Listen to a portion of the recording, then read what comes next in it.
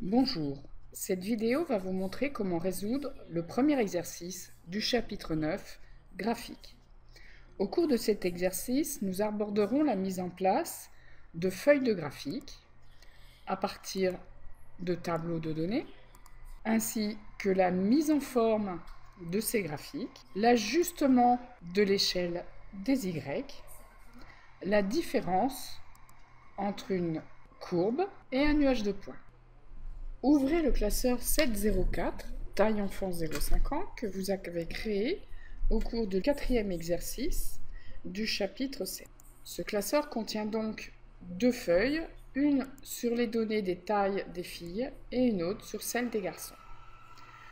Nous allons commencer par établir un graphique sur les données des garçons. Donc je sélectionne juste une cellule de mon tableau de données, puis insertion. Je vais choisir le fait de faire une courbe en 2D sans point.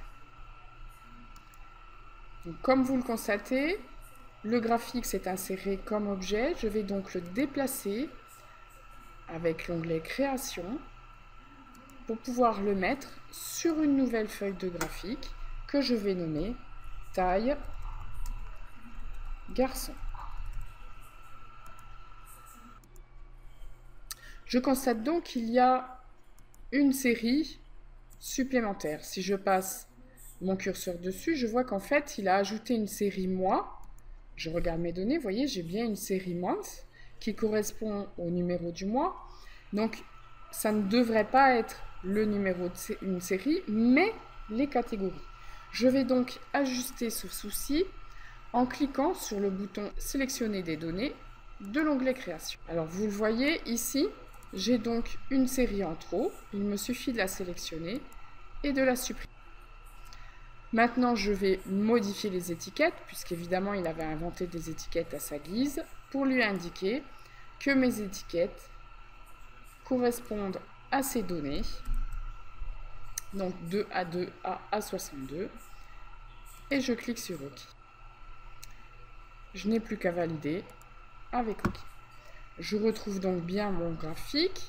Je vais lui ajouter d'une part un quadrillage majeur vertical et je vais lui modifier le quadrillage horizontal, c'est-à-dire régler l'axe pour qu'il n'aille non pas jusqu'à 140 mais 130 et qu'il affiche un trait horizontal toutes les 10 unités. Donc je double-clique sur cet axe, ici, l'axe. Je prends les options de l'axe. Sur ces options d'axe, je lui dis que le maximum doit être 130 et que l'unité doit être de 10. Je peux maintenant fermer le format de l'axe. Je vais lui indiquer que je ne veux pas de cette légende. Donc je la sélectionne tout simplement et j'appuie sur ma touche Supr de mon clavier. Et je vais regarder comment se disposent mes séries. Vous le voyez, la première donnée se situe non pas sur une ligne verticale de mon quadrillage, mais entre deux lignes verticales. Je vais simplement demander d'ajouter les points ici.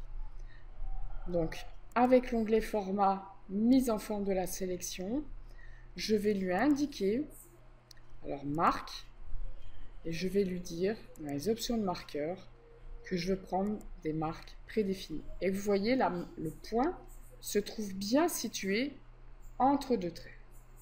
Ceci est dû au fait que, ici, j'ai une courbe, et donc une courbe prend mes mois, qui sont autant des chiffres, comme des catégories, donc comme du texte.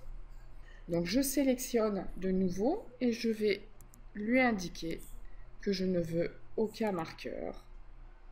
Donc sur option des séries, ici remplissage et lignes, j'ai pris marque, option de marqueur et je vais lui dire OK. Je vais donc remettre.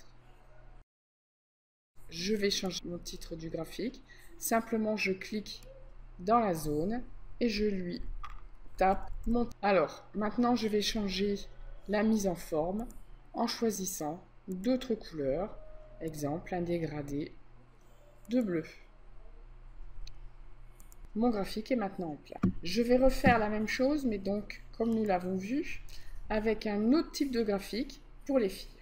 Donc, je sélectionne une cellule de mon tableau de données, puis dans Insertion, cette fois, je ne vais pas prendre une courbe 2D, mais je vais prendre un nuage de points, alors pas en points, mais en courbe, soit en courbe lissée, soit en courbe avec ligne droite et marqueur, ou ligne droite directe. Donc vous pouvez constater, le lissé sera un peu plus agréable à utiliser. Donc je prends mon lissé, je vais déplacer, comme je l'ai fait tout à l'heure, sur une feuille de calcul, donc création, déplacer le graphique, nouvelle feuille de graphique que je nomme taille fille. Et OK. Donc la première chose, comme on l'a vu tout à l'heure, je sélectionne ma légende et je la supprime avec la touche Sup de mon clavier. Je vais devoir maintenant ajuster les deux axes, celui des Y, comme tout à l'heure. Donc je le sélectionne et je double-clique. Alors je fais attention à bien sélectionner mon axe. Donc ici c'est bien marqué format de l'axe.